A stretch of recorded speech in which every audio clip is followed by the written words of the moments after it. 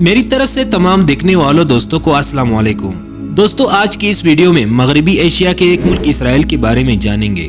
اسرائیل جو کہ بحیرروم کے جنوبی مشرقی ساحل پر موجود ہے۔ اسرائیل کے شمال میں لبنان، شمال مشرق میں شام، مشرق میں اردن، جنوب مشرقی سمت میں فلسطین، جنوب میں مصر، خلیج عقبہ اور ریڈ سی بہتا ہے۔ جیسے دوسرے کئی ممالک تاریخی اہمیت رکھتے ہیں، ویسے ہی اسرائیل بھی ہزاروں سالہ تاریخ پر مبنی ثقافت پیش کرتا ہے۔ لیکن ہم آج کے اس ویڈیو میں ماضی کی چند باتوں کے ساتھ ساتھ ان حقائق سے پردہ اٹھانے کی کوشش کریں گے جن سے شاید آپ آج سے پہلے لا علم ہوں گے۔ ویڈیو شروع کرنے سے پہلے میری آپ سب دوستوں سے عاجزانہ گزارش ہے کہ ہمارے چینل کو جلدی سے سبسکرائب کر لیں تاکہ آپ تک مزید چھپے ہوئے حقائق و معلومات پر مبنی ڈاکومنٹریز آسانی سے پہنچ سکے۔ دوستوں، اسرائیل کی تاریخ کے بارے میں اتنا کہوں گا کہ اس ملک کو 635 عیسوی میں عرب مسلمانوں نے فتح کر لیا تھا۔ اس سے پہلے یہ علاقہ مسیحی حکمرانوں کے قبضے میں تھا۔ مسلمانوں کا قبلہ اول ہونے، مسیحیوں اور یہودیوں کا متبرک مقام ہونے اور دیوار گریہ کے سبب یہ مسلمانوں، عیسائیوں اور یہودیوں کے نزدیک متبرک مقام ہے۔ یہی وجہ ہے کہ سب ایک ہی کوشش میں لگے ہوئے ہیں کہ کسی طرح یہ ملک ان کے قبضے میں چلا جائے۔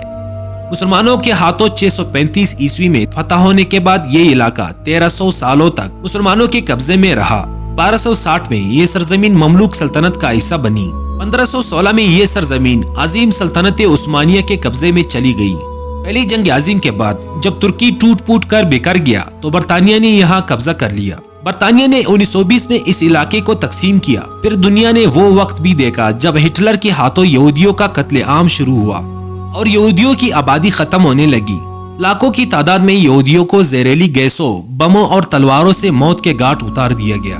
لیکن برطانیہ میں مقیم یہودی اور جو یہودی اس قتل عام سے زندہ بچ نکلے تھے، سب نے برطانوی راج کے خلاف اعلان بغاوت کر دیا تھا۔ تمام ممالک سے بچے ہوئے یہودیوں نے اسرائیل کی طرف رخ کرنا شروع کر دیا۔ اسرائیل کی طرف آنا اور یہاں یہودیوں کو جگہ دینا برطانیہ پر دیگر ممالک اور یہودیوں کا دباؤ تھا۔ تقسیم ہند سے کچھ عرصہ پہلے برطانیہ نے اعلان کیا کہ حکومت برطانیہ ایسا کوئی بھی حل تلاش کرنے میں ناکام رہی ہے جس میں اسرائیل اور عربوں کے درمیان کوئی فیصلہ کیا جائے، لہٰذا وہ جلد سے جلد اس علاقے سے جانے کا سوچ رہے ہیں۔ 15 مئی 1947 کو اقوام متحدہ نے فلسطین کے لیے ایک کمیٹی تشکیل دی۔ 3 ستمبر 1947 کے دن اس کمیٹی نے یہ رپورٹ پیش کی کہ برطانیہ کے نکل جانے کے بعد یہ فیصلہ کیا جا سکتا ہے کہ ریاست کو یہودی آبادی اور عرب آبادی میں تقسیم کر کے 2 ممالک بنا دیا جائے اور یروشلم شہر کو دونوں ممالک سے الگ کر کے بین الاقوامی نگرانی میں رکھا جائے۔ 20 نومبر کو یہ قرارداد منظور کر لی گئی۔ یہودیوں کی تنظیم جوئش ایجنسی نے اس فیصلے کو مکمل طور پر تسلیم کر لیا، لیکن عرب ممالک نے اسے مکمل طور پر مسترد کر لیا۔ 14 مئی 1948 کو برطانیہ مکمل طور پر اس ملک کو چھوڑ کر نکل گیا، مگر برطانیہ کے جانے کے بعد ایک ایسی خانہ جنگی نے جنم لیا جو ہزاروں فلسطینیوں کو نگل گئی۔ لاکھوں کی تعداد میں بسنے والے فلسطینی یہاں سے ہجرت کرنے لگے۔ برطانیہ کے نکل جانے سے ایک روز پہلے اسرائیل کے بانی ڈیوڈ بن گوریا نے مملکت اسرائیل کا اعلان کر دیا۔ اگلے روز 4 عرب ملکوں نے اسرائیل پر دعویٰ بول دیا، مگر لاکھوں مزید فلسطینیوں کو اس سرزمین سے نکال دیا گیا۔ لاکھوں کی تعداد میں مسلمانوں کو مار دیا گیا۔ 11 مئی 1949 کو اقوام متحدہ نے ریفرینڈم کروایا جس میں فلسطینیوں کی تعداد تو پہلے ہی اس خطے سے ختم ہو چکی تھی اور دیگر ممالک سے یہودیوں کو یہاں لایا جا چکا تھا۔ اس ریفرینڈم کا فیصلہ اسرائیل کے حق میں آیا۔ اسرائیل کی آبادی ریفرینڈم کے وقت 8 لاکھ تھی، مگر اگلے 10 سالوں میں یہ آبادی 20 لاکھ تک پہنچ گئی۔ اسرائیل کے قیام کے وقت سے عرب اور دوسرے مسلم ممالک اسرائیل کے خلاف کھڑے تھے۔ کئی بار اسرائیل پر حملے کیے گئے، مگر اندرونی بغاوتوں اور نااہلیوں کی وجہ سے ہر بار اسرائیل کو فتح ملی۔ اسرائیل میں آنے والے یہودی اس نیت سے آئے تھے کہ یہاں یہودیوں کا الگ ملک ہوگا جہاں وہ سکون سے رہ سکیں گے، مگر شروع میں ہی سب کچھ الٹ ہو گیا۔ یورپ سے آنے والے یہودی جو پیسے اور تعلیم میں سبقت رکھتے تھے، ان کو عربوں کے چھوڑے ہوئے گھر اور کاروبار تما دیے گئے، جبکہ غریب ممالک اور افریقہ سے جانے والے یہودیوں کو مہاجرین کے کیمپس میں جگہ دی گئی۔ 1977 میں مصر کے صدر انور السادات نے سرکاری طور پر اسرائیل کا دورہ کیا۔ اس سے قبل کسی بھی عرب ملک نے اسرائیل کو تسلیم نہیں کیا، مگر اس کے بعد امریکہ اور اسرائیل سے فنڈنگ لینے کے لالچ میں آج بھی کئی مسلم ممالک اسرائیل کی حمایت میں کھڑے ہیں۔ لیکن پاکستان ایک ایسا مسلم ملک ہے جو اسرائیل کے وجود کو سرے سے مانتا ہی نہیں۔ پاکستان کے پاسپورٹ میں صاف صاف لکھا ہوا ہے کہ یہ پاسپورٹ اسرائیل کے سوا پوری دنیا میں کارآمد ہے۔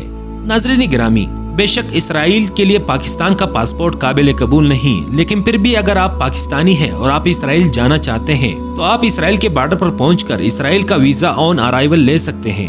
اگر آپ سچ میں ایک مسافر ہیں اور اس ملک کو تاریخی حوالے سے دیکھنا چاہتے ہیں تو آپ کو ویزا ضرور دیا جائے گا۔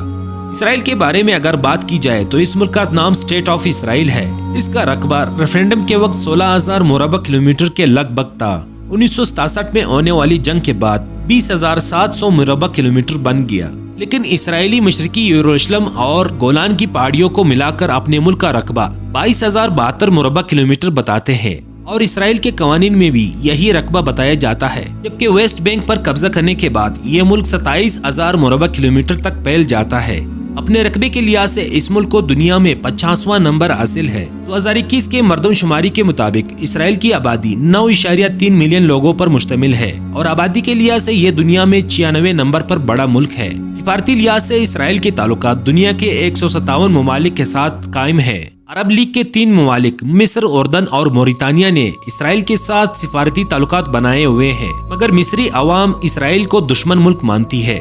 اس طرح دیگر عرب ملکوں کے ساتھ اندرونی تعلقات ہونے کے باوجود بھی اسرائیلی قانون اور عوام لبنان، شام، سعودی عرب، ایران، عراق، سوڈان اور یمن کو اپنا دشمن ملک تصور کرتا ہے، اور ان ممالک میں جانے والے اسرائیلی شہریوں کو وزارت داخلہ سے خصوصی اجازت نامہ لینا پڑتا ہے۔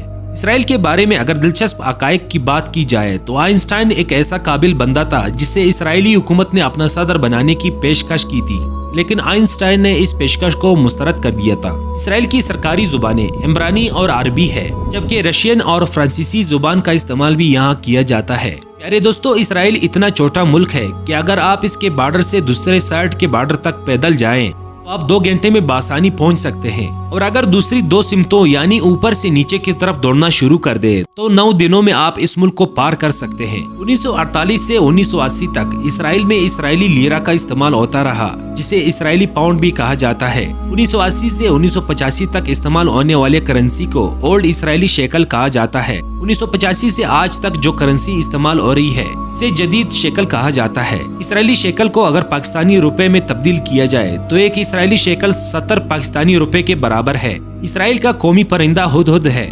دوستو، یروشلم شہر جس کے ایک حصے پر اسرائیل کا اور دوسرے حصے پر فلسطین کا قبضہ ہے، اسرائیل نے کچھ عرصے پہلے یروشلم کو دارالحکومت کا درجہ دیا تھا۔ یروشلم تاریخ کا وہ قدیم شہر ہے جسے آج تک 2 بار صفحہ سے مٹا دیا جا چکا ہے۔ اس شہر کا 23 بار محاصرہ کیا جا چکا ہے اور اس پر 52 بار حملہ کیا جا چکا ہے۔ ناظرین گرامی، امریکہ نے ہمیشہ اسرائیل کی پشت پناہی کی ہے۔ شاید یہی وجہ ہے کہ امریکہ ہر سال $1 بلین امداد اسرائیل کو دیتا ہے۔ سال 2014 میں اسرائیل کو ملنے والی امداد $3.1 بلین تھی، جو اس وقت اگر امریکہ کے پاس آبادی میں تقسیم کر لی جاتی تو ہر امریکی شہر کو $10 مل جاتے۔ امریکہ، روس اور چائنا کے بعد سب سے زیادہ ایئر فورس رکھنے والا اس ملک اسرائیل ہے۔ اسرائیل دنیا میں سب سے زیادہ سبزیاں اور مٹھائیاں کھانے والا ملک ہے۔ میٹرولا کمپنی کے جتنے بھی جدید فونز آپ استعمال کر رہے ہیں یہ سب اسرائیل میں ہی بنتے ہیں۔ وائس میل ٹیکنالوجی بھی اسرائیل کی ہی ایجاد ہے۔ اسرائیل کی ملکیت میں بحر مردار یا ڈیڈ سی دنیا کا وہ لو پوائنٹ ہے جہاں انسان پانی میں لیٹ جائے تو ڈوبتا نہیں بلکہ تیرتا رہتا ہے۔ اسرائیل کے میوزیم، ڈیڈ سی اور تاریخی شہر ہی ہر سال لاکھوں ٹورسٹ کھینچ کر لاتے ہیں۔ شطرنج اور فٹ بال کو یہاں خاصی شہرت حاصل ہے۔ دوستو، یہ تھی اسرائیل کے بارے میں دلچسپ معلومات پر مبنی ایک چھوٹی سی ویڈیو۔ اگر اس ویڈیو سے آپ کے معلومات میں اضافہ ہوا ہو تو ہماری حوصلہ افزائی کے لیے ویڈیو کو لائک اور چینل کو لازمی سبسکرائب کر لیں، اور اس ویڈیو کو اپنے دوستوں کے ساتھ واٹس ایپ گروپس اور فیس بک پر شیئر کر دیں۔ آپ سب ساتھیوں کا بہت بہت شکریہ۔